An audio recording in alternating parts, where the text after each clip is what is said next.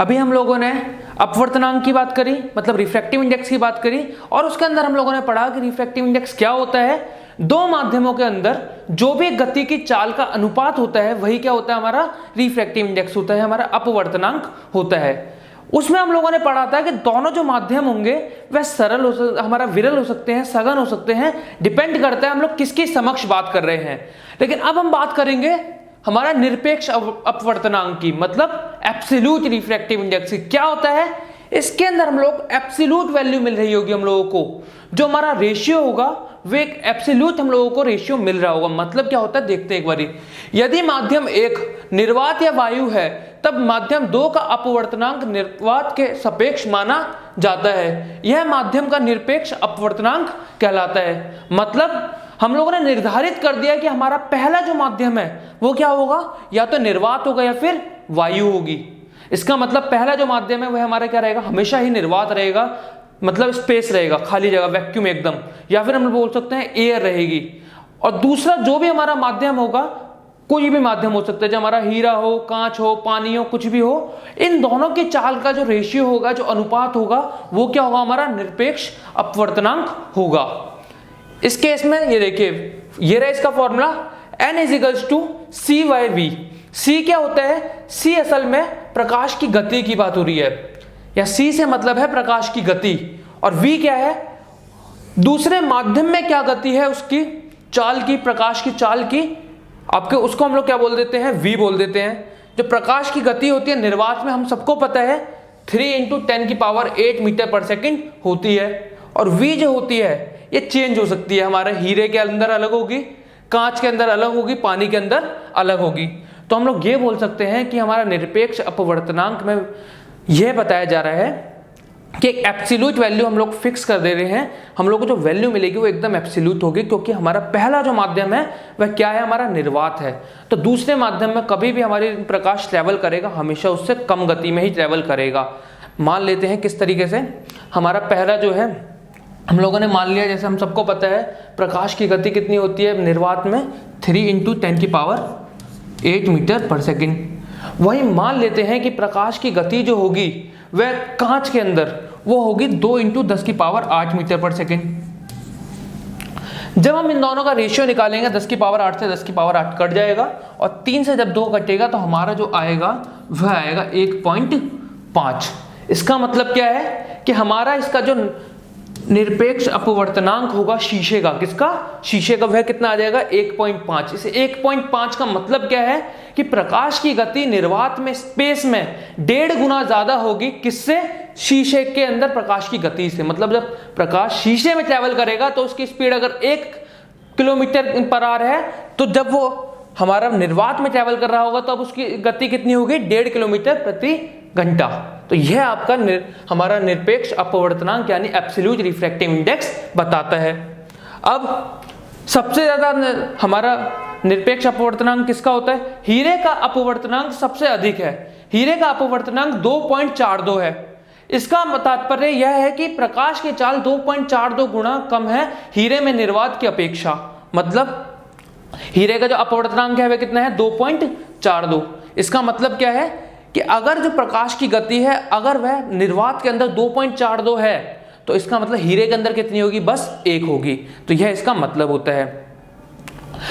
हम लोगों ने पहले ही पढ़ लिया था कि सघन माध्यम और विरल माध्यम 2 तरीके के होते हैं, वही लिखा हुआ है। प्रकाशिक सघन माध्यम, 2 माध्यमों की तुलना करते समय अधिक अपवर्तनांक वाला माध्यम दूसरे की अपेक्षा प्रकाशिक सघन होता है। मतलब जिसकी आपका अपवर्तनांक ज्यादा होगा वह क्या होगा, ज्यादा घना होगा, ज्यादा घनत्व वाला होगा, वह ज्यादा सघन माध्यम होगा। और जिसका हमारा कम होगा अपवर्तनांक वह क्या होगा, हमारा विरल माध्यम होगा। समझ आया? यह था हमारा एब्सोल्यूट रिफ्रैक्टिव इंडेक्स। सबसे ज्यादा कंफ्यूजन टॉपिक यही क्रिएट करता है और सबसे ज्यादा इजी भी यही है, अगर आप अच्छे से समझते हैं तो। हम लोग बात कर रहे हैं अपवर्तन की। हम लोगों ने पढ़ भी लिया कि कोई भी पारदर्शी माध्यम हो, चाहे वो शीशा हो, चाहे वो पानी हो, चाहे हवा हो, हर कोई क्या करेगा, अपवर्तन करेगा जब प्रकाश एक माध्यम से दूसरे माध्यम में जाएगा। लेकिन फिर भी जब हम लोग अपने रोजमर्रा की जिंदगी में देखते हैं, फिर अपवर्तन का जब हम लोग तात्पर्य पढ़ते हैं तो हम लोग कौन सी चीज पढ़ना पसंद करते हैं, कहाँ हम लोग अपवर्तन सबसे ज्यादा देखते हैं, वो होते हैं हमारे लेंस। चाहे हम अपने चश्मे की बात कर लें, चाहे हम लोग बात कर ले किसी कैमरे की, फोन की, हर जगह हमारा अपवर्तन सबसे ज्यादा कहां हो रहा होता है? लेंस में। तो हम लोग वही पढ़ते हैं, लेंस के बारे में हम लोग पढ़ते हैं। सबसे पहले हम लोग पढ़ेंगे गोलिया लेंस के बारे में। क्या होते हैं गोलिया लेंस? दो तलों से घिरा हुआ कोई पारदर्शी माध्यम जिसका एक या दोनों तल गोलिया है, लेंस कहलाता है। कभी भी जब आपका दो तलों से घिरा हो, मतलब दो सरफेसेस हो जैसे इस तरीके के, जिसके दोनों तल जो कैसे हो? गोलियां हो। ये देखिए, एक ये रहा और एक ये रहा। दूसरा क्या है हमारा? ये देखिए, ये भी गोलिया है, इसके भी दो सरफेस हैं, दो तले हैं, और ये दोनों ही कैसे हैं? गोलियां हैं। तो ये क्या होंगे? हमारे लेंस हो गए। इसी को हम लोग लेंस कहते हैं। लेंस असल में यही होता है हमारा कि दो तलों से मिलकर बनता है, दो अलग अलग सरफेसेस से मिलकर बनता है, और दोनों तले कैसे होने चाहिए? गोलीय। लेंस जो होते हैं आमतौर पर दो प्रकार के होते हैं। जैसे हमारे मिरर दो प्रकार के थे, वैसे लेंस भी दो प्रकार के होते हैं। कौन कौन से लेंस होते हैं? उत्तल लेंस मतलब कन्वेक्स लेंस, दूसरा अवतल लेंस मतलब कॉनकेव लेंस। क्या अंतर होता है? उत्तल लेंस क्या होते हैं? यह किनारे की अपेक्षा बीच से मोटा होता है। मतलब किनारे जो होते हैं इसके, देखिए किनारे पे ये पतले होते हैं, दोनों ही किनारों पर ये पतले होंगे, और बीच में कैसे होंगे? मोटे होंगे। इसे अभिसारी लेंस भी कहते हैं। इसे अभिसारी क्यों कहते हैं? अभिसारी मतलब कन्वर्जिंग लेंस। कन्वर्जिंग मतलब जब प्रकाश की किरणें जब इधर आ रही होंगी तो ये सारी किरणों को एक ही जगह पर अभिसारित कर रहा होगा, कन्वर्ज कर रहा होगा एक ही पॉइंट पर, इसलिए इसको अभिसारी लेंस भी कहते हैं। वहीं हम लोग जब बात करते हैं अवतल लेंस के, क्या होता है अवतल लेंस? यह बीच की अपेक्षा किनारों से मोटा होता है। बीच में तो ये पतला होता है, ये देखिए बीच में ये पतला है, और किनारों पर लेकिन ये कैसा होता है? मोटा होता है। जो हमारा उत्तल लेंस था वह आपका किनारों पर पतला था और बीच में मोटा था। यह जो है ये हमारा किनारों पर मोटा है और बीच में कैसा है? पतला है। वह अभिसारी लेंस था। यह कैसा लेंस होता है? अपसारी लेंस। अपसारी मतलब डाइवर्ज। ये रास्तों को, मतलब प्रकाश की किरण कभी भी जब इसके अंदर ट्रेवल कर रही होगी तो अपसारित कर रहा होगा, मतलब उनको इस तरीके से फैला दे रहा होगा। वह अभिसारी कर रहा था, वह कन्वर्ज कर रहा था, सारी किरणों को एक ही जगह पर मिला रहा था। ये क्या कर रहा होगा? अपसारी कर रहा होगा, उनको फैला रहा होगा, इस तरीके से उनके रास्ते ही मोड़ रहा होगा। तो इस तरीके से हमारे लेंस जो होते हैं दो प्रकार के होते हैं। समझ आ गया? अब आगे चलते हैं। अब हम लोग पढ़ते हैं लेंस के कुछ ऐसे टर्म्स जिनके बारे में हमें जानना बहुत जरूरी है। कुछ ऐसे भाग लेंस के, जैसे हम लोगों ने दर्पण के भाग पढ़े थे, वैसे ही लेंस के भी कुछ भाग होते हैं जिनके बारे में हमें जानना जरूरी है। सबसे पहला क्या होता है? सेंटर ऑफ कर्वेचर, वक्रता केंद्र। दर्पण का भी था, लेंस का भी होता है। सभी गोलियां लेंस के प्रत्येक पृष्ठ एक गोले के भाग होते हैं। इन गोले के केंद्र को लेंस का वक्रता केंद्र कहते हैं। इसे C तथा C2 से दर्शाते हैं। यह किससे बना हुआ है? हमने पहली बात करा, गोलिया लेंस है। इसका मतलब है किसी गोले के भाग होंगे। देखिए ये हमारा उत्तल लेंस है, ये देखिए ये माना जाता है ये इस तरीके का एक गोले का ये भाग है। इधर वाला जो हिस्सा है ये इस तरीके का एक गोले का भाग है। तो हर एक गोले का अपना केंद्र होता है, सेंटर होता है। इसी प्रकार से इनका भी एक सेंटर होगा। इधर वाले का सेंटर इधर होगा, ये रहा। इसको हम लोग C2 भी बोल देते हैं, या फिर हम C1 भी बोल सकते हैं, और कई जगहों पर इसको 2F1 भी बोला जाता है ज़्यादातर। यह जो है हमारा C1 C2 कुछ भी कह लीजिए, फिर 2F2 बोल लीजिए। यह वाला जो सेंटर है ये किसका है? इधर वाले सरफेस का, इधर वाले तले का। यह वाला सेंटर किसका है? इधर वाले तले का।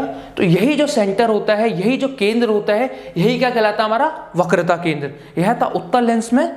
ये देखिए यह होता है हमारा अवतल लेंस में। इधर वाला जो तला है ये इस वाले गोले का हिस्सा है, तो इसका सेंटर ये रहा। C1 बोल लीजिए, 2F1 बोल लीजिए, कुछ भी बोल लीजिए। इधर वाला जो तला है यह इस वाले गोले का भाग है। तो हम लोगों को देखने को मिल रहा है कि इसका सेंटर कहाँ है? ये रहा। इसको आप C2 बोल लीजिए या फिर 2F2 बोल लीजिए, कुछ भी बोल लीजिए, आप ही के ऊपर डिपेंड करता है। तो यह जो केंद्र होता है इस गोले का केंद्र है, तो इस तले का भी केंद्र यही होगा।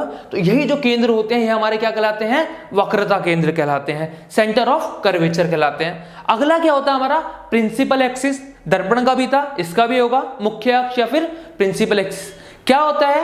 मुख्य अक्ष किसी लेंस के दोनों वक्रता केंद्रों से गुजरने वाली एक काल्पनिक सीधी रेखा लेंस की मुख्य अक्ष कहलाती है। क्या होती है? दोनों वक्रता केंद्रों को, एक लेंस के दोनों वक्रता केंद्रों से जो एक सीधी रेखा गुजर रही होगी, काल्पनिक रेखा होगी लेकिन सीधी गुजर रही होगी, उसको हम लोग क्या कहते हैं? प्रिंसिपल एक्सिस कह देते हैं। उसके अंदर वो पोल से होकर गुजर रही थी, सेंटर ऑफ कर्वेचर से होकर गुजर रही थी, इसके अंदर दोनों सेंटरों से गुजर रही होगी। ये देखिए ये जो रेखा है ये क्या है? हमारी प्रिंसिपल एक्सिस है। ऐसे इस वाले में भी ये जो रेखा हमारी है ये क्या है? प्रिंसिपल एक्सिस है। तो यही दोनों वक्रता केंद्र से जो एक सरल एवं सीधी रेखा गुजर रही होगी उसको हम लोग क्या बोल देंगे, प्रिंसिपल एक्सिस बोल देंगे। तीसरा जो भाग होता है इसका वह होता है ऑप्टिक सेंटर, मतलब प्रकाशिक केंद्र। क्या होता है प्रकाशिक केंद्र? लेंस का केंद्रीय बिंदु जिसका प्रकाशिक केंद्र कहलाता है, इसे प्रायः अक्षर O से निरूपित करते हैं। लेंस के प्रकाशिक केंद्र से गुजरने वाली प्रकाश किरण बिना किसी विचलन के निर्गत होती है। मतलब इस लेंस का एक सेंटर पॉइंट होगा, एक केंद्र होगा, जिस जगह पर आपकी जब लाइट आकर पड़ेगी तो वह बिना अपने रास्ते से विचलित हुए एकदम सीधे गुजर जाएगी। इस सेंटर को हम लोग ऑप्टिकल सेंटर कहते हैं, या फिर हम लोग इसको प्रकाशिक केंद्र भी कह देते हैं। और इसको किससे शो करते हैं हम लोग? O से शो करते हैं। चाहे आपका उत्तल लेंस हो चाहे आपका अवतल लेंस हो, दोनों का जो केंद्र होगा इस लेंस का वह क्या कहलाएगा? हमारा ऑप्टिक सेंटर कहलाएगा, प्रकाशिक केंद्र कहलाएगा। और इससे जो हमारी प्रकाश की जो किरण होगी वह बिना विचलित हुए एकदम सीधी निकल जाएगी। तो अब आगे के भागों के बारे में पढ़ते हैं। हमारा अगला भाग क्या होगा? द्वारक, अपर्चर। नाम से पता चला है द्वारक, मतलब प्रकाश की किरण जिस द्वार से घुसती है, जो उनके लिए द्वार का काम करता है, वह हमारा क्या कहलाता है? द्वारक कहलाता है, अपर्चर कहलाता है। क्या होता है? गोलीय लेंस की वृत्ताकार रूपरेखा का प्रभावी व्यास इसका द्वारक कहलाता है। यह हमारा लेंस है, इसका प्रभावी व्यास होगा, देखिए यह एक प्रकाश की किरण पूरा जो उसके लिए द्वार का काम कर रहा होगा, जो पूरा रास्ता होगा, यह आपका ये जो व्यास होगा, डायमीटर होगा इस लेंस का, ये क्या कहलाएगा? हमारा द्वारक कहलाएगा। क्या कहलाएगा? अपर्चर कहलाएगा। इस वाले लेंस के लिए देखिए द्वारक घेरा, जहां से आपकी प्रकाश की किरण होकर गुजरेगी, जो उसके लिए द्वार का काम करेगा, वह हमारा क्या कहलाएगा? द्वारक कहलाएगा। द्वारक के अलावा अगला एक और सबसे मेन पॉइंट अगर कोई होता है तो वो होता है मुख्य फोकस।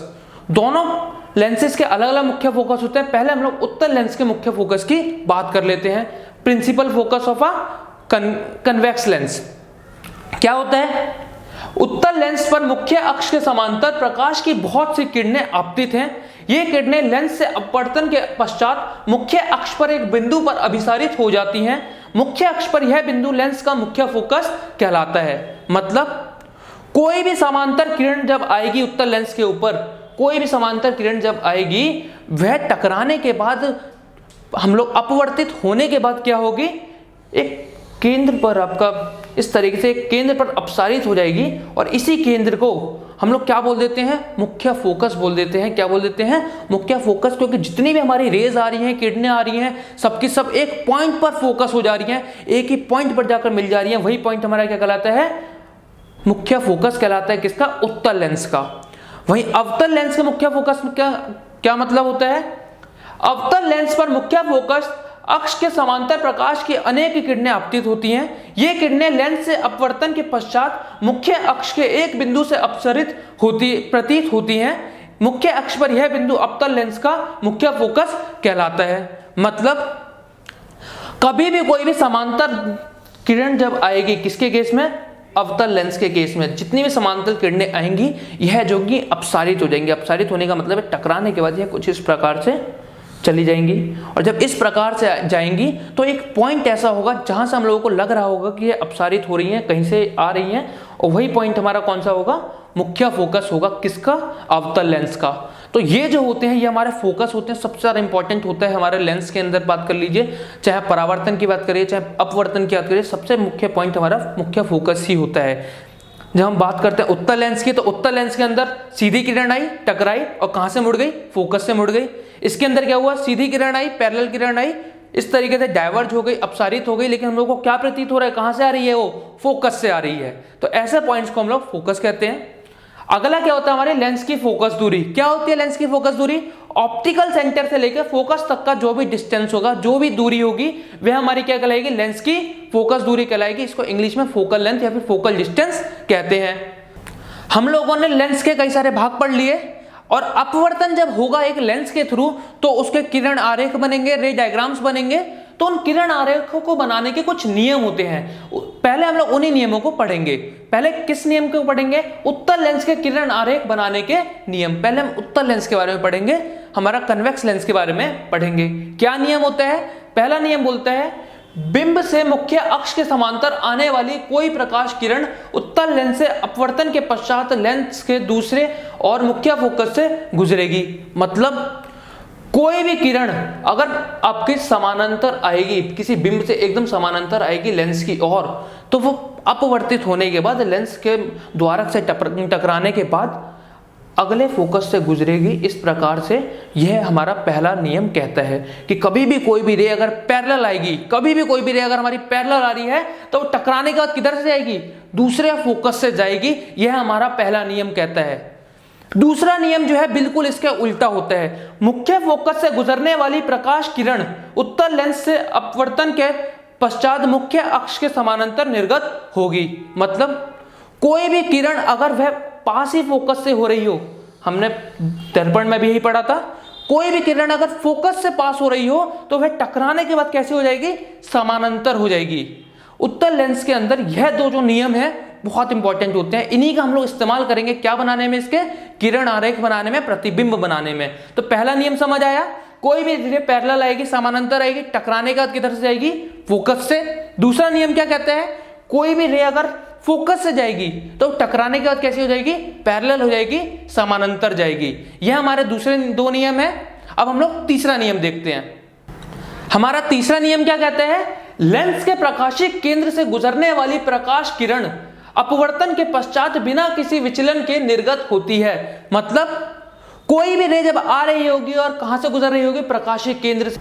हमारा तीसरा नियम क्या कहता है, लेंस के प्रकाशिक केंद्र से गुजरने वाली प्रकाश किरण अपवर्तन के पश्चात बिना किसी विचलन के निर्गत होती है। मतलब कोई भी रे जब आ रही होगी और कहां से गुजर रही होगी, प्रकाशिक केंद्र से, ऑप्टिकल सेंटर से, तो उस दौरान वह कोई किसी भी प्रकार का विचलन नहीं करेगी, अपने रास्ते से नहीं मुड़ेगी, कोई भी डिफ्लेक्शन नहीं करेगी। जिस रास्ते पर आ रही होगी इस ऑप्टिकल सेंटर से होने के बाद सीधा उसी रास्ते पर ही चली जाएगी। यह हमारा तीसरा नियम कहता है।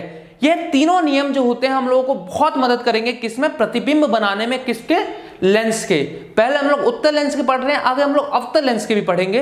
तो तीनों नियम समझ आ गए उत्तल लेंस के। चलिए अब आगे बढ़ते हैं। जान रहे होंगे कि कैसे हम लोग बिंब को अलग अलग स्थिति पर, अलग अलग जगह पर रखेंगे और किस प्रकार का हम लोग को प्रतिबिंब मिलेगा, किस जगह पर प्रतिबिंब मिलेगा। हम लोगों ने अवतल दर्पण पढ़े थे, कनकेव मिरर, जो उसके अंदर हमारे जो केसेस थे सेम वैसे ही केसेस यहाँ रिपीट हो रहे होंगे। किसमें, हमारे उत्तल लेंस के अंदर। उसके अंदर सबसे पहले हम लोगों ने बिंब को कहाँ रखा था, अनंत पर। इसमें भी हम लोग बिंब को रखेंगे कहाँ, अनंत पर। जब हम लोग बिंब को कभी भी अनंत पर रखते हैं तो उससे जो किरणें आती हैं वो हमेशा कैसी रहेंगी, समानांतर रहेंगी मुख्य अक्ष के, प्रिंसिपल एक्सिस के। तो हमारी किरणें जो है ये देखिए इस प्रकार से जब पैरेलल किरणें आएंगी बिंब से, मान लेते हैं वह बिंब हमारा सूरज है, तो हमारा जो उत्तल लेंस होगा वह क्या कर देगा, इस द्वारक पर जैसे ही वह टकराएगी तुरंत ही उसको किधर कर देगा, फोकस पर इस तरीके से अपसारित कर देगा, या फिर हम लोग बोल सकते हैं कन्वर्ज कर देगा एक पॉइंट पर। इसी प्रकार से चाहे हमारी कितनी भी किरणें आ रही हो, एक बिंब से जो कि अनंत पर रखा हुआ है, सारी किरणों को जो हमारा उत्तल लेंस होगा वो किधर कर देगा, फोकस पर कर देगा। और हम लोगों को प्रतिबिंब का अपेक्षिक आकार क्या मिलेगा, अत्यधिक छोटा मिलेगा। देखिए बिंदु आकार का मिल रहा है हम लोगों को। जो हमारा इमेज मिल रही है, जो प्रतिबिंब मिल रहा है वह फोकस पर मिल रहा है और कैसा मिल रहा है, एक बिंदु आकार का। मतलब हम लोग जब सूरज की बात करते हैं, इतना बड़ा है सूरज से, लेकिन अगर हम लोग कभी भी उत्तल लेंस के अंदर उसकी किरणें जलवाएंगे, क्योंकि उसकी सारी किरणें पैरेलल आएंगी, वह टकराकर क्या कर देता है, उसको एक पॉइंट पर फोकस कर देता है। उस पॉइंट को हम लोग बोलते हैं उसका मुख्य फोकस। यही चीज हो रहा होता है। इसी वजह से बच्चे कई बार बचपन में क्या करते हैं, कागज होता है उसके ऊपर ट्राई करते हैं मैग्नीफाइंग ग्लास लगाकर उसको जलाने की। वहां वो जलता क्यों है, वो इसी वजह से जलता है क्योंकि सूरज की जितनी भी किरणें उस ग्लास के ऊपर आकर पड़ रही हैं, उस शीशे के ऊपर आकर पड़ रही हैं, वह एक उत्तल लेंस से हमारा वह उन सारी किरणों को क्या कर रहा है, एक ही जगह पर अभिसारित कर दे रहा है, कन्वर्ज कर दे रहा है, और इस वजह से वह कागज जल जाता है। तो यह उसकी वजह होती है। तो देख लेते हैं, बिंब को कभी भी हम लोग अनंत पर रखेंगे, प्रतिबिंब की स्थिति क्या होगी, F2 पर। कहां मिलेगा हमें प्रतिबिंब, F2 पर। प्रतिबिंब का अपेक्षिक आकार क्या होगा, अत्यधिक छोटा, या फिर हम लोग ये बोल सकते हैं बिंदु आकार होगा।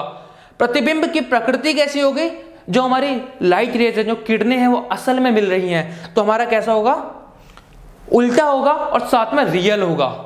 रियल मतलब वास्तविक होगा। तो ये बातें याद रखेंगे। अब हमारा दूसरा बिंब की स्थिति को हम लोग थोड़ा और आगे खिसका लाए। अब हमने कहां रख दिया, 2F1 से परे, कि हमारा जो बिंब है 2F1 से हमने कहां रख दिया, परे रख दिया, इसके पीछे रख दिया है। इस केस में क्या होगा, वही आपकी एक रे जो जाएगी वह पैरेलल जाएगी, टकराकर किधर से मुड़ जाएगी, फोकस से मुड़ जाएगी, इस प्रकार से। दूसरी रे जो जाएगी वह हम लोग कहां से पास करवा देंगे, ऑप्टिकल सेंटर से पास करवा देंगे। इस केस में देखिए जब हमारी एक रे जा रही है पैरेलल, वो टकराकर फोकस से मुड़ रही है, दूसरी कहां से आ रही है, ऑप्टिकल सेंटर से जा रही है, तो इस जगह पर हम लोगों को प्रतिबिंब देखने को मिलता है ए डैश बी डैश। हमारा जो बिंब था वह ए बी था, हम लोगों को जो प्रतिबिंब मिला वह ए डैश बी डैश मिला। जो बिंब का साइज था वह बड़ा था, जो प्रतिबिंब का साइज है वह कैसे है, छोटा है। बिंब हमें उल्टा मिला है, सेम उसी प्रकार से जैसे कि अवतल दर्पण में मिल रहा था। तो क्या क्या मिल रहा होगा चलिए देख लेते हैं एक बारी। बिंब को कभी भी 2f1 से परे रखेंगे, प्रतिबिंब की स्थिति क्या हो जाएगी, f2 तथा 2f2 के बीच में। देखिए f2 तथा 2f2 के बीच में जो प्रतिबिंब का आकार होगा वह कैसा होगा, छोटा। जो प्रतिबिंब हमें मिल रहा होगा वह बिंब से छोटे आकार का होगा। और जो प्रतिबिंब की जो प्रकृति होगी वह कैसी होगी, वास्तविक तथा उल्टी, क्योंकि रेस जो है, जो किरणें हैं वो एक्चुअल में मीट कर रही हैं, असल में मिल रही हैं, इसलिए हमारा बिंब कैसे, प्रतिबिंब कैसा होगा, वास्तविक होगा। और वास्तविक प्रतिबिंब हमेशा कैसे होता है, उल्टे होता है, या तो उल्टा दिख भी रहे हम लोगों को। समझ आया। अब आगे हम लोग पढ़ते हैं अगले प्रतिबिंबों के बारे में। अब हमारा तीसरा क्या होगा, बिंब को हम लोग कहां रख रहे होंगे, 2f1 के ऊपर। हम लोगों ने बिंब को थोड़ा और आगे खिसका दिया और हम बिंब को कहां रख रहे हैं, हम 2f1 के ऊपर या फिर कर्वेचर 1 के ऊपर। इस केस में क्या होगा, हमारा बिंब जो है ए बी है, इससे एक रे जो जाएगी वो पैरेलल जाएगी और टकराने के बाद वही फोकस से मुड़ जाएगी। दूसरी रे जो है वह सीधी जाएगी ऑप्टिकल सेंटर से और इस प्रकार से जाकर कहां मीट करेगी, इस पॉइंट पर मीट करेगी और हमारा प्रतिबिंब बन रहा होगा ए डैश बी डैश। प्रतिबिंब किस जगह पर बन रहा होगा, 2f2 के ऊपर। और हम लोग जब देखेंगे, जब नापेंगे तो हम लोग को देखने को मिलेगा कि जो बिंब का साइज था, ए बी का जो साइज था, सेम वही साइज मिल रहा होगा हमारा ए डैश बी डैश का। मतलब आकार कैसा रहेगा, सेम आकार का रहेगा, समान आकार का रहेगा। तो अब इसी को हम लोग देख लेते हैं। बिंब की स्थिति क्या है, 2f1 पर हमने बिंब रखा। प्रतिबिंब की स्थिति कहां मिली हम लोगों को, 2f2 के ऊपर, दूसरे फोकस के ऊपर। प्रतिबिंब का अपेक्षिक आकार क्या है, समान साइज का या फिर समान आकार का मिल रहा है हम लोगों को। और प्रतिबिंब की प्रकृति क्या है, उल्टा प्रतिबिंब बन रहा है, किरणें असल में मिल रही हैं, इसका मतलब कैसा प्रतिबिंब होगा, वास्तविक प्रतिबिंब। समझ आया। अब अगला क्या है हमारा, हमने बिंब को थोड़ा और आगे खिसका दिया और बिंब को कहां रख दिया हमने, 2f1 और f1 के बीच में। जब हम लोगों ने 2f1 और f1 के बीच में रखा तो अवतल दर्पण याद है, उसके अंदर क्या हो रहा था, सेम वही यहां हो रहा होगा। हमारा अब जो प्रतिबिंब मिलेगा अब हमें बड़ा मिलना चालू हो जाएगा। कैसे, ये देखिए, हमारा बिंब जो था, जो हमारा ऑब्जेक्ट था वो ए बी था, एक गई इससे समानांतर किरण, पैरेलल किरण, इस तरीके टकराई फोकस पर। अगली जो किरण जाएगी वह कैसे जाएगी, ऑप्टिक सेंटर से बिल्कुल सीधी। इस प्रकार से इस पॉइंट पर जाकर यह किरण मिल रही होगी और इस पॉइंट पर मिलने के बाद इस जगह हमारा डायग्राम ये जो बन रहा है ए डैश बी डैश प्रतिबिंब बन रहा होगा। यह जो प्रतिबिंब होगा यह हमारा जो बिंब होगा उससे बड़े आकार का होगा। तो इसका मतलब हमारी स्थिति क्या होगी, देखिए स्थिति कहां मिल रहा है हम लोगों को, 2f1 पर हम लोगों ने बिंब को रखा था हमारा, लेकिन जो हमारा प्रतिबिंब है वह कहां बन रहा है, 2f2 से पीछे। तो समझ आया। इस तरीके से हमारे हम लोग बिंब रखेंगे, एक पैरेलल रे जाएगी टकराने का सीधा फोकस पर, दूसरी रे जाएगी ऑप्टिकल सेंटर से एकदम सीधी इस पॉइंट पर मिलेगी और हम लोगों को प्रतिबिंब मिलेगा। तो इसको पढ़ लेते हैं क्या हो रहा है इसमें। बिंब की स्थिति कहां थी, f1 तथा 2f1 के बीच में, f1 और 2f1 के बीच में। प्रतिबिंब की स्थिति कहां मिली हम लोगों को, 2f2 से परे, मतलब 2f2 से हम लोगों को आगे मिल रहा है। प्रतिबिंब का अपेक्षिक आकार क्या होगा, विवर्धित, मतलब बड़े आकार का होगा। हमारा जो प्रतिबिंब मिल रहा होगा हम लोगों को वह बिंब से बड़ा होगा। और आखिरी जो हमारे प्रतिबिंब की प्रकृति कैसी होगी, रेस जो है, किरणें जो है असल में मिल रही हैं, इसका मतलब कैसा होगा, वास्तविक तथा उल्टा। इस तरीके से हमारा चौथा डायग्राम समझ आया। अब अगला पढ़ते हैं। अब बिंब को थोड़ा और आगे खिसकाएंगे। अभी हमने बिंब को कहां रखा हुआ था, 2f1 और f1 के बीच में रखा हुआ था। अब बिंब को थोड़ा और आगे लेकर आते हैं और कहां रखते हैं, f1 के ऊपर। इस केस में जब हम लोग ए बी बिंब को रखेंगे तो हमारी पहली किरण तो वही सीधी जाएगी, समानांतर जाएगी, टकराने का किधर से मुड़ जाएगी, f2 से मुड़ जाएगी। दूसरे बिंब ऑप्टिकल सेंटर से जाएगी और सीधी एकदम चली जाएगी। इस वाले केस में लेकिन हम लोग को क्या देखने को मिलेगा कि हमारे अपवर्तन के बाद जो दोनों किरणें होंगी आपस में एक दूसरे के क्या हो जाएंगी, पैरेलल हो जाएंगी, समानांतर हो जाएंगी। और समानांतर लाइनें या फिर किरणें हम लोग कह सकते हैं कभी नहीं मिलती आगे जाकर, लेकिन हम लोग ऐसा अंदाजा लगा रहे होंगे कि रेल की पटरियां जैसे कभी ना कभी जाकर मिल जाती हैं, इसी प्रकार से आगे जाकर कभी यह किरणें जो है मिलेंगी और उस जगह पर हम लोगों को क्या मिलेगा, प्रतिबिंब मिलेगा। हम लोग मान रहे होते हैं, तो कहाँ जाकर मिलेंगी हमें भी नहीं पता। तो जितना ये दूर हो जाती जाएंगी उतना ही बड़ा होता जाएगा प्रतिबिंब, तो इस प्रकार हमारा जो प्रतिबिंब होगा बहुत बड़ा मिलेगा। देख लेते हैं बिंब की स्थिति का है, फोकस F1 के ऊपर। कहां रखा हम लोगों ने बिंब, F1 के ऊपर। प्रतिबिंब की स्थिति कहां मिलेगी हमारी, अनंत के ऊपर। हम लोगों को भी नहीं पता कहां जाकर प्रतिबिंब बनेगा। प्रतिबिंब का आपेक्षिक आकार जो होगा अत्यधिक विवर्धित, मतलब बहुत ज्यादा बड़ा होगा, क्योंकि वो जितना दूर जाता जाएगा उतना ही बड़ा होते जाएगा। प्रतिबिंब की जो प्रकृति होगी, रेस तो एक्चुअल में मीट कर रही है, जो हमारी किरणें हैं वह एक्चुअल में मीट कर रही हैं, वह क्या होगी, वास्तविक तथा उल्टी। तो ये समझ आया। अब अगला रे डायग्राम, अगले में क्या है, हम लोग बिंब को थोड़ा और आगे खिसका लेते हैं और अब क्या, बिंब को कहां ले आते हैं, ऑप्टिकल सेंटर और फोकस के बीच में, F1 के बीच में। ऐसा जब हम लोग कर रहे होंगे तो दोबारा वही होगा, पहली जो रे होगी हमारी पैरेलल जाएगी और टकराकर किधर से मुड़ जाएगी, फोकस से मुड़ जाएगी, दूसरे फोकस से। और दूसरी जो किरण होगी वह हमारी कहां से जा रही होगी, ऑप्टिकल सेंटर से जा रही होगी। लेकिन अब की बार हमें क्या देखने को मिलेगा कि जब ये दोनों किरणें जा रही होंगी तो ऐसे जाकर मिल नहीं रही होंगी, उल्टा ये जो किरणें होंगी अपसरित हो रही होंगी, इस तरीके से फैल रही होंगी। और जो किरणें आपस में एक दूसरे से उल्टी ही दिशा में जा रही हो तो कभी मिल ही नहीं सकती हैं। तो जब कभी मिलेंगी ही नहीं, इसका मतलब कभी प्रतिबिंब ही नहीं बनेगा। तो हम लोग एक अंदाजा लगा लेंगे, हम लोगों को यह प्रतीत हो रहा होगा कि यह जो किरणें हैं आगे जाकर कहीं नहीं मिल रही होंगी, तो कहीं ना कहीं से ऐसा रास्ता खुल रहा है, तो कोई ना कोई तो ऐसा पॉइंट होगा जहां से ये रास्ता आ रहा होगा, किसी ना किसी पॉइंट पर तो मिल रही होंगी।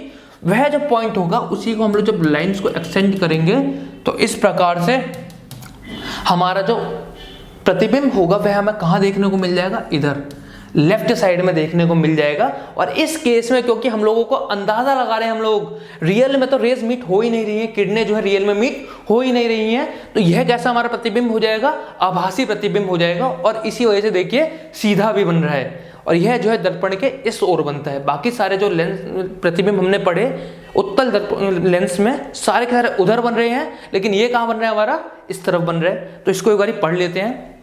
बिंब को हमने कहां रखा, F1 तथा प्रकाशिक केंद्र के बीच में, F1 से आगे रखा है, O और F1 के बीच में रखा है।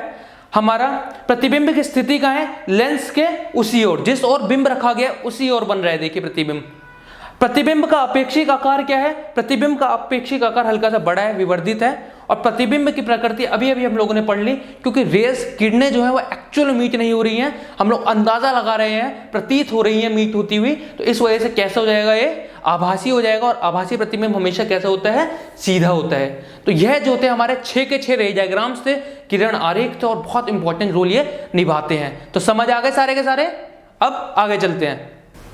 हम लोगों ने उत्तल लेंस के बारे में सब कुछ पढ़ लिया कि किस प्रकार से उत्तल लेंस के अंदर प्रतिबिंब बनता है, कैसे उसके किरण आरेख बनते हैं, क्या उसके नियम होते हैं। अब हम लोग पढ़ेंगे अवतल लेंस के बारे में कि अवतल लेंस के किरण आरेख बनाने के क्या नियम होते हैं। पहला नियम क्या बोलता है, बिंब से मुख्य अक्ष के समानांतर आने वाली कोई प्रकाश किरण अवतल लेंस से अपवर्तन के पश्चात चित्र में दिखाए गए अनुसार लेंस के उसी ओर स्थित मुख्य फोकस से अपसरित होती प्रतीत होती है। मतलब आसान भाषा में यह कहने की कोशिश कर रहा है कि कोई भी रे अगर पैरेलल आएगी, समानांतर आएगी, किससे, इसके मुख्य अक्ष प्रिंसिपल एक्सिस से, तो टकराने के बाद यह तो जो है अपसरित हो जाएगी, इस तरीके से डाइवर्ज हो जाएगी, टकराकर यूं चली जाएगी। लेकिन हम लोग को प्रतीत हो रहा होगा कि ये कहां से आ रही है, इस तरह वाले फोकस से आ रही है, F1 से आ रही है। अब आप बोलेंगे कि सर ऐसा क्यों हो रहा है, उत्तल दर्पण में तो वह इधर वाले फोकस से जा रही थी, इसमें ऊपर क्यों जा रही है, इसमें इधर क्यों नहीं जा रही है, इधर वाले फोकस पर क्यों नहीं जा रही है। ऐसा इस वजह से होता है क्योंकि इसकी बनावट ही ऐसी है। उत्तल दर्पण की जब हम लोग बात करते हैं तो उसकी बनावट ही इसी प्रकार से की गई है कि जब उसके समानांतर कोई भी किरण आएगी वह टकराकर F2 से जाएगी, फोकस दूसरे से जाएगी। लेकिन इसकी बनावट कुछ इस प्रकार से की गई है, देखिए इसका एक सिरा इधर है, एक सिरा इधर है। इसकी बनावट ही कुछ इस प्रकार से की गई है कि अगर यह कोई भी रे आकर टकराएगी इससे, तो टकराने के बाद अपना रास्ता भटक जाएगी, इधर की तरफ निकल जाएगी। जाना बेचारी को इधर चाहिए था, लेकिन किधर चली जाएगी, इधर। और जब ऊपर की तरफ जा रही है तो हम लोग को क्या प्रतीत हो रहा होगा कि ये कहां से आ रही होगी, इधर वाले फोकस से आ रही होगी, F1 से आ रही होगी। दूसरा क्या बोलता है हमारा नियम, दूसरा नियम बिल्कुल इससे उल्टा होता है। मुख्य फोकस से गुजरने वाली प्रकाश किरण अवतल लेंस से अपवर्तन के पश्चात मुख्य अक्ष के समानांतर निर्गत होगी। मतलब कोई भी प्रकाश किरण हम लोगों को ऐसा लग रहा होगा कि वह किधर से जा रही है, आपका फोकस से जाएगी, तो वह कैसी होगी, देखिए इधर वाले जो है ये जो किरण है किधर जाती हुई दिखाई दे रही है हम लोगों को, फोकस से। इसकी जो डायरेक्शन है वो किस डायरेक्शन में, फोकस की डायरेक्शन में। टकराने के बाद हम सबको पता है ये क्या हो जाएगी, आपका मुड़ जाएगी, अपने रास्ते से विचलित हो जाएगी, और विचलित होने के बाद इसका जो रास्ता होगा वह कैसा हो जाएगा, समानांतर हो जाएगा। तो ये जो होता है ये हमारे दो नियम होते हैं किसके, अवतल लेंस के किरण आरेख बनने के। तीसरा नियम जो है वो हमारा आगे है। तीसरा नियम वही है जो कि हमारा उत्तल लेंस में था, सिर्फ वही नियम हमारा अवतल लेंस में होगा। क्या नियम है, लेंस के प्रकाशिक केंद्र से गुजरने वाली प्रकाश किरण अपवर्तन के पश्चात बिना किसी विचलन के निर्गत होती है। मतलब कोई भी किरण अगर ऑप्टिक सेंटर से पास होगी तो वह बिना किसी विचलन के अपने बिना रास्ते से मुड़े, जिस रास्ते से आ रही होगी सीधा उसी रास्ते से निकल जाएगी। यह तीन नियम होते हैं हमारे अवतल लेंस के। उत्तल लेंस के हम लोगों ने पढ़े थे, सेम उसी प्रकार के नियम होते हैं, बस इसमें थोड़ा बदलाव है। क्यों, क्योंकि अवतल लेंस के बनावट कुछ इस प्रकार से करी गई है, अगर दोनों ही जैसे बना देते तो दोनों के काम ही अलग अलग नहीं होते। तो उत्तल लेंस को कुछ इस प्रकार से बनाया गया है कि उसको हम लोग अलग उपयोगों के लिए ले, अवतल लेंस को कुछ इस प्रकार से बनाया गया है कि इसको अलग उपयोगों के लिए लिए। इसी वजह से उत्तल लेंस जो होते हैं हमारे अभिसारी लेंस कहलाते हैं, क्योंकि वो कन्वर्ट कर देते हैं लाइट को एक ही पॉइंट पर, सारी लाइटों को एक ही पॉइंट पर, इसी वजह से अभिसारी कहलाते हैं, कन्वर्जिंग कहलाते हैं। जबकि हमारे अवतल लेंस जो होते हैं ये इस तरीके की रेस जो आती है उनको ये अपसरित कर देते हैं, हमने देखा अभी। इस वजह से ये क्या कहलाते हैं, डाइवर्जिंग लेंस कहलाते हैं, या फिर आपका अपसरित लेंस कहलाते हैं। समझ आया। हम लोगों ने अवतल लेंस के किरण आरेख के नियम पढ़ लिए।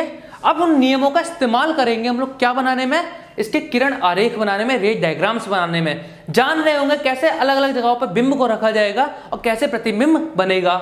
हम लोगों ने याद हो आप लोगों को कन्वेक्स मिरर पढ़ा था, उत्तल दर्पण पढ़ा था, उसके अंदर दो ही केस होते थे। सेम उसी प्रकार से इसके अंदर भी बस दो ही केस होंगे। बिंब को हम लोग दो ही जगह पर रख रहे होंगे, या तो हम लोग अनंत पर रख रहे होंगे या फिर हम लोग अनंत तथा लेंस के बीच में कहीं रख रहे होंगे। खाली दो ही केस इसके अंदर होंगे जैसे उसके अंदर होते थे। तो पहले केस को हम लोग पढ़ लेते हैं। बिंब को हम लोग कहाँ रखते हैं, अनंत पर रखते हैं। बिंब को कभी भी अनंत पर रखा जाएगा, उससे कैसी किरणें आएंगी, समानांतर किरणें आएंगी। कुछ इस प्रकार से समानांतर किरणें आएंगी। समानांतर किरणें टकराने के बाद लेंस के द्वारक को जैसे ही टच करेंगी अपवर्तन हो जाएगा, अपने रास्ते से अपसरित हो जाएंगी ऐसे। और जब ये अपसरित हो जाएंगी इनके रास्ते यूं करके खुल जाएंगे, ये तो कभी मिलेंगी नहीं। तो हम लोगों को प्रतीत हो रहा होगा कि ये एक पॉइंट पर मिल रही होंगी। वो पॉइंट कौन सा होगा, इसके इधर वाला फोकस। तो F1 होगा, उस पॉइंट पर हम लोगों को प्रतीत हो रहा होगा कि यह जो किरणें हैं मीट हो रही होंगी, और उसी पॉइंट पर इसी जगह पर इसका जो है प्रतिबिंब बन रहा होगा। तो प्रतिबिंब की स्थिति क्या हो जाएगी, F1। हमारा बिंब कहाँ रखा है, अनंत पर। प्रतिबिंब का साइज हम लोगों को देखने को मिल रहा है बहुत छोटा है। और कैसा प्रतिबिंब है, आभासी है। एक बार देख लेते हैं, बिंब की स्थिति कहाँ है, अनंत पर। मान लेते हैं सूरज की बात कर लेते हैं। प्रतिबिंब की स्थिति क्या है, फोकस F1 पर। देखिए प्रतिबिंब कहाँ बन रहे हैं, F1 के ऊपर। प्रतिबिंब का आपेक्षिक आकार क्या है, अत्यधिक छोटा या फिर बिंदु आकार। और प्रतिबिंब की प्रकृति क्या है, क्योंकि रेस जो है एक्चुअल में मीट ही नहीं कर रही हैं। रेस तो हम लोग को प्रतीत हो रहा है, ये तो इस तरीके से जा रही है, हम लोग को तो प्रतीत हो रहा है, मिल रही होंगी। तो इसका मतलब कैसी होगी, आभासी तथा सीधा।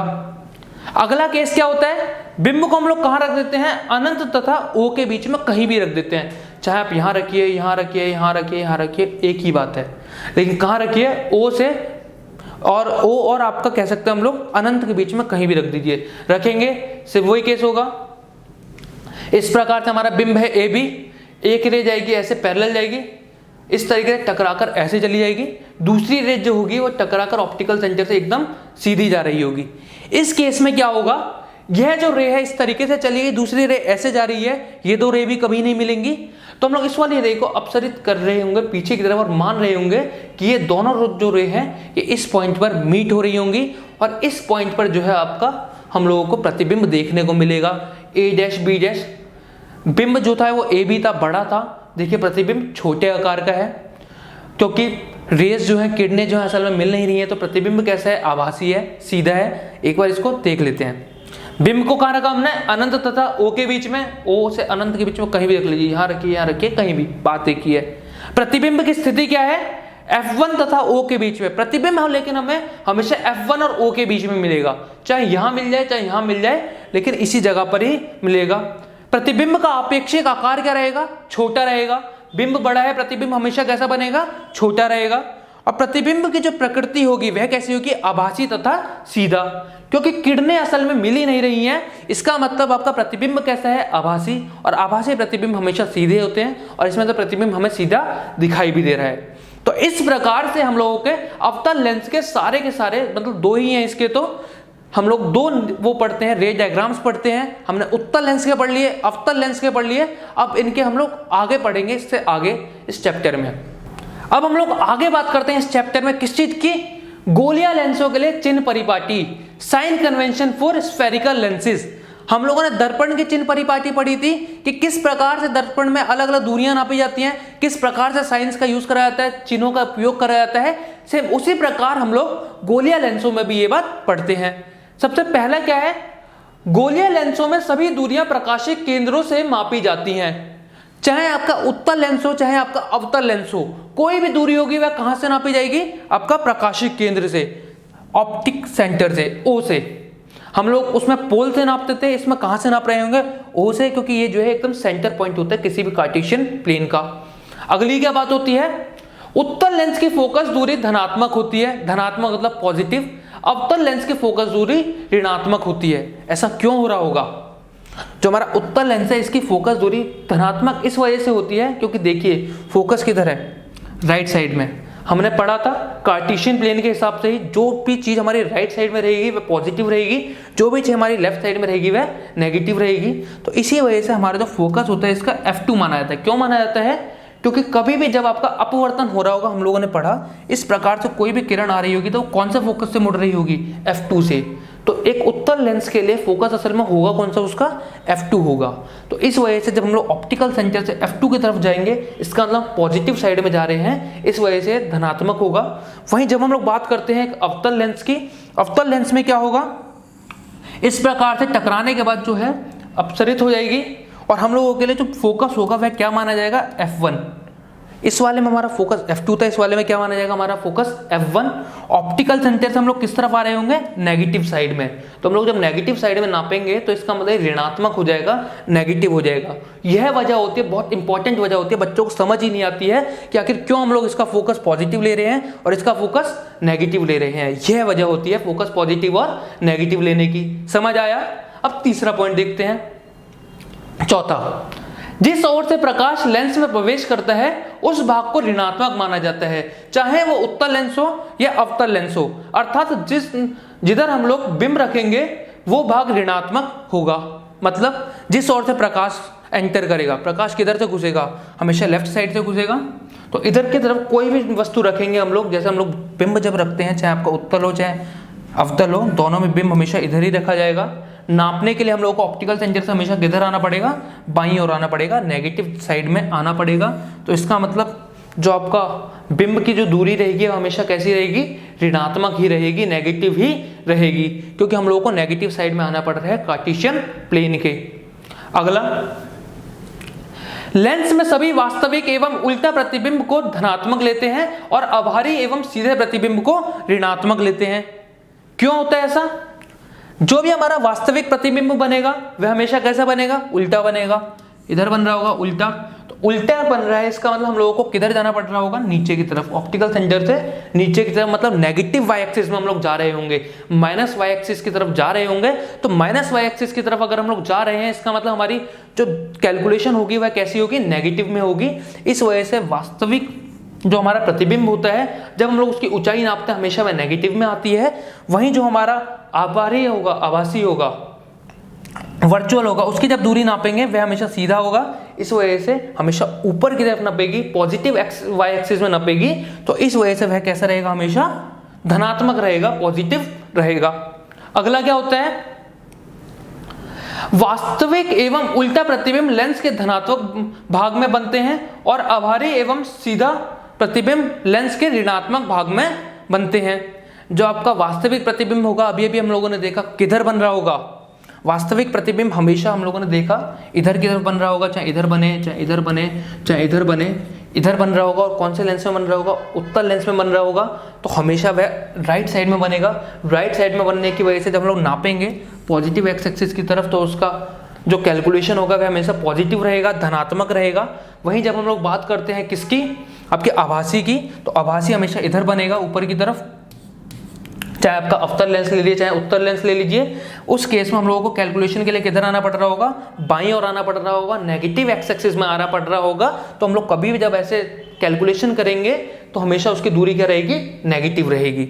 ठीक है, अब अगला बात करते हैं, आखिरी बात करते हैं। बिंब की ऊंचाई सीधी होती है इसलिए इसे धनात्मक लेते हैं। प्रतिबिंब सीधा है तो आभासी, और यदि प्रतिबिंब उल्टा हो तो वास्तविक, और उल्टा इसे ऋणात्मक लेते हैं। मतलब बिंब जो होगा हमेशा सीधा रखा जाएगा। देख लिया हम लोगों ने, बिंब हमेशा ही सीधा रखा जाएगा। जब बिंब सीधा रखा जा रहा है मतलब पॉजिटिव वाई एक्सिस की तरफ हम लोग जाएंगे। तो पॉजिटिव वाई एक्सिस की तरफ नापेंगे ऑप्टिकल सेंटर से, पॉजिटिव में नापेगा। अगर हमारा जो प्रतिबिंब है उल्टा बन रहा है तो नेगेटिव नापेंगे, अगर सीधा बन रहा है तो उसको भी कैसे नापेंगे, पॉजिटिव नापेंगे। हमेशा याद रखिएगा कोई भी साइन कन्वेंशन हम लोग कर रहे हैं तो उसको किस प्रकार से करेंगे, उसको हम लोग कर रहे होंगे कार्टेशियन प्लेन के हिसाब से। कार्टेशियन प्लेन में हमारे 4 एक्सिस होते हैं, positive Y axis, negative Y axis, positive X axis, negative X axis. बीच का जो प्लेन होता है 0 0 जो होता है हमारा, वह ऑप्टिकल सेंटर होगा।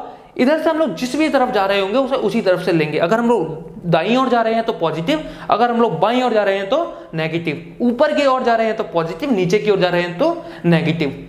इसका एक साइंटिफिक रीजन भी होता है, ऐसा हम लोग क्यों करते हैं। आखिर हम लोग ऐसे, ये तो हम लोगों ने एक वे बता दिया, इसका रीजन भी होता है क्योंकि हम लोग कभी भी किसी भी चीज की जब दूरी नापते हैं तो उसकी दूरी हम लोग उस डायरेक्शन में नापते हैं जिस डायरेक्शन हमारी आपतित किरण होती है।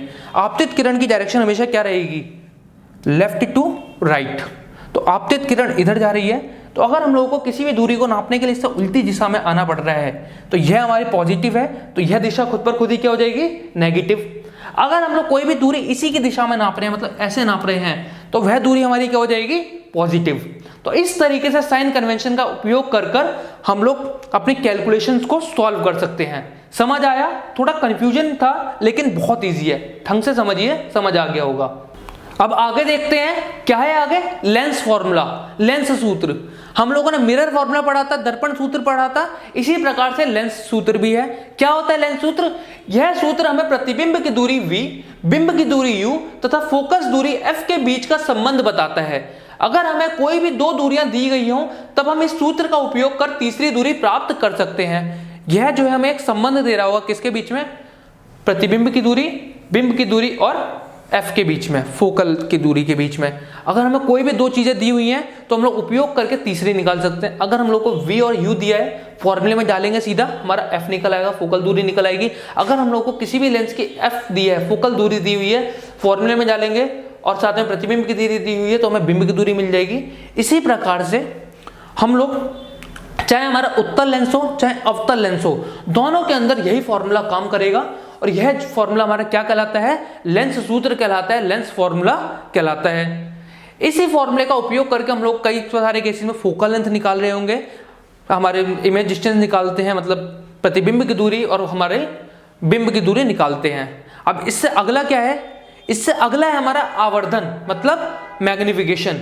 क्या होता है मैग्निफिकेशन? किसी बिंब का प्रतिबिंब कितना गुना बड़ा या छोटा है, यही प्रतिबिंब का आवर्धन कहलाता है। मैग्निफिकेशन देखिए यहाँ आपको दिख भी रहा होगा, मैग्नीफाइंग ग्लास मैंने बनाया है। मैग्निफिकेशन का मतलब ही यही है कि किसी बिंब का जो प्रतिबिंब है वह कितने गुना बड़ा है या फिर कितने गुना छोटा है, वह क्या कहलाएगा, उसका मैग्निफिकेशन कहलाएगा। मान लेते हैं हमारे पास एक बिंब है जिसकी हाइट कितनी है, 2 सेंटीमीटर है। उसका जो प्रतिबिंब हम लोगों को मिल रहा है वह कितनी हाइट का है, 4 सेंटीमीटर का है। तो हम लोग सीधा ये कह सकते हैं कि यह जो प्रतिबिंब है यह इससे दुगना बड़ा है। अगर हम लोग उल्टा मान लें, यह 4 सेंटीमीटर का, यह कितने का है, 2 सेंटीमीटर का है, तो हम लोग बोलेंगे कि जो हमारा बिंब है वह इससे आधा बड़ा है। आधा बड़ा है मतलब हाफ है। तो इसी प्रकार से मैग्निफिकेशन भी हम लोगों को यही चीज बताती है। मैग्निफिकेशन का फॉर्मूला क्या होता है, क्या फॉर्मूला होता है आवर्धन का, प्रतिबिंब की ऊंचाई अपॉन में बिंब की ऊंचाई। हमेशा ऊपर प्रतिबिंब की ऊंचाई रखी जाएगी और नीचे हमेशा क्या रखी जाएगी, बिंब की ऊंचाई, HI अपॉन में HO। इसके लिए दूसरा एक और फॉर्मूला होता है कि अगर हम लोग को प्रतिबिंब की ऊंचाई और बिंब की ऊंचाई नहीं दी हुई है, हम लोगों को दूरी दी हुई है, प्रतिबिंब की दूरी और बिंब की दूरी, तो भी हम लोग फॉर्मूले में डाल सकते हैं और मैग्निफिकेशन निकाल सकते हैं। क्योंकि हम लोगों ने देखा था बिंब की जो दूरी होती है, जो ऊंचाई होती है, वो डिपेंड करती है कि प्रतिबिंब और बिंब की स्थिति क्या है।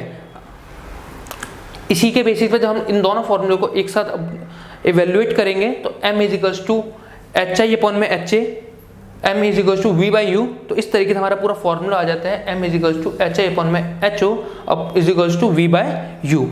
अगर हम लोगों को इनमें से कोई भी तीन चीजें दी गई हो तो हम लोग चौथी खुद पर खुद ही निकाल सकते हैं। अगर हम लोगों को मैग्निफिकेशन दी है और v दिया है तब हम लोग u निकाल सकते हैं। तो ये जो फॉर्मूला है, ये जो है हमारे संबंध हैं, एक दूसरे से संबंध देते हैं, हम लोग को रिलेशन देते हैं। ये फॉर्मूले का इस्तेमाल करके हम लोग एक चीज अगर हमें दी गई है तो हम लोग दूसरी निकाल सकते हैं। समझ आया? अब हम लोग बात करते हैं इस चैप्टर के आखिरी टॉपिक की, जो होने वाला है हमारा लेंस की क्षमता, पावर ऑफ लेंस। अब सब लोग जानते होंगे कभी भी हम लोग चश्मा बनवाने जाते हैं तो वहां जो हमें चश्मा बनाकर दिया जाता है वह किसी पावर का होता है। किसी की पावर माइनस में होती है, किसी की प्लस में होती है। तो वह जो पावर होती है, वह क्षमता जो होती है वो होती क्या है, चलिए जानते हैं। किसी लेंस द्वारा प्रकाश किरणों को अभिसरण या अपसरण करने की मात्रा को उसकी क्षमता के रूप में व्यक्त किया जाता है। कोई भी लेंस कितने हद तक आपका अभिसरित कर देगा, अभिसरण करेगा या फिर अपसरण करेगा, यही उसकी क्या कहलाती है, पावर कहलाती है। लेंस की क्षमता उसकी फोकस दूरी का व्युत्क्रम रेसिप्रोकल होती है। जो लेंस की जो क्षमता होती है, जो पावर होती है, उसके लिए P इस्तेमाल करते हैं, फोकल दूरी के लिए F इस्तेमाल करते हैं, यह इसका रेसिप्रोकल होती है। मतलब जो भी फोकल दूरी होगी उसका हम लोग रेसिप्रोकल कर देंगे, हमारी पावर आ जाएगी। फोकल दूरी को हमेशा किस में नापा जाएगा, मीटर में नापा जाएगा, हमेशा याद रखिएगा, क्योंकि ऐसा यूनिट जो होती है दूरी की वह क्या होती है, मीटर होती है। तो इसका मतलब अगर हम लोगों को फोकल दूरी 1 मीटर दी गई है तो इसका मतलब पावर भी कितनी हो जाएगी उसकी, 1 अपॉन में 1। इसका मतलब पावर भी उसकी कितनी हो जाएगी, 1। पावर का जो मात्रक है, जो ऐसा यूनिट है, वो क्या होती है, डायोप्टर होती है। डी में से नापते डिनोट करते हैं हम लोग इसको, डायोप्टर मायने डी। 1 डी किसके बराबर होता है, 1 D is equals to 1 metre की पावर -1। मतलब यही हमने जो अभी भी करा, 1 डी किसके इक्वल होता है, 1 मीटर की पावर -1। डायोप्टर उस लेंस की क्षमता है जिसका फोकस दूरी 1 मीटर हो। उत्तल लेंस की क्षमता धनात्मक होती है, अवतल लेंस की क्षमता ऋणात्मक होती है। एक डायोप्टर क्या होता है, उस लेंस की क्षमता होती है जिसकी फोकस दूरी कितनी हो, 1 मीटर हो। भी हम लोगों ने देखा, किसी भी अगर लेंस की फोकल दूरी 1 मीटर हो, प्लस का 1 मीटर हो, मतलब कौन से लेंस की बात हो रही है, उत्तल लेंस की बात हो रही है। अगर हम लोग अवतल की बात करेंगे तो वह क्या हो जाएगा नंबर, क्योंकि फोकस दूरी -1 हो जाएगी तो इसका पावर भी क्या हो जाएगा, -1 हो जाएगा। तो एक डायोप्टर क्या होता है, ऐसे फोकल लेंथ वाली दूरी का लेंस जिसकी फोकल लेंथ कितनी हो, +1 हो। उत्तल लेंस की क्षमता हमेशा क्या होगी, धनात्मक होगी। हमने देख लिया, क्योंकि उसकी फोकल लेंथ ही हमेशा प्लस में होगी तो इसका मतलब उसकी क्षमता भी क्या होगी, धनात्मक होगी। अवतल लेंस की क्षमता हमेशा ऋणात्मक होगी। क्यों, क्योंकि उसकी हमेशा फोकल लेंथ ही लेफ्ट साइड में होगी, हमेशा नेगेटिव होगी। तो इस तरीके से हम लोग इसको देखते हैं। अगर अनेक प्रकाशिक यंत्रों में कई लेंस लगे होते हैं, उन्हें प्रतिबिंब को अधिक आवर्धित तथा सुस्पष्ट बनाने के लिए संयोजित किया जाता है। संपर्क में रखे ऐसे लेंसों की कुल क्षमता P उन लेंसों की पृथक पृथक क्षमताओं का बीजगणितीय योग होती है। कई सारे ऐसे हम लोग देखते हैं, कई सारे हम लोग ऐसे यंत्र देखते हैं जिनके अंदर बहुत सारे लेंसेज लग रहे होते हैं। टेलीस्कोप के अंदर भी 2 लेंस लग रहा होता है, एक पीछे छोटा लग रहा होता है, एक बड़ा लग रहा होता है। हम लोग जब बात करते हैं माइक्रोस्कोप की, माइक्रोस्कोप में भी 2 लेंस लग रहे होते हैं। कई सारे ऐसे यंत्र होते हैं जिनमें बहुत सारे लग रहे होंगे जो आपके लेंसेज होंगे। तो ऐसे लेंसेज की जो पावर होती है वो क्या होती है, उसका जो भी सम होगा, हर लेंस की जो सम होगा, जब हम लोग सारे लेंसेज की पावर्स को जब प्लस कर देंगे तो हम लोगों को जो पावर मिलेगी प्लस करने के बाद, वो उन सारे लेंसेज का जो कॉम्बिनेशन होगा, जो एक साथ संयोग होगा, उस सब का हम लोगों को पावर मिल रहा होगा, उसकी क्षमता मिल रहा होगा। तो इस तरीके से लेंस की क्षमता के साथ हमारा ये चैप्टर खत्म होता है। मैं आशा करता हूं कि आप लोगों को सब कुछ समझ आ गया होगा।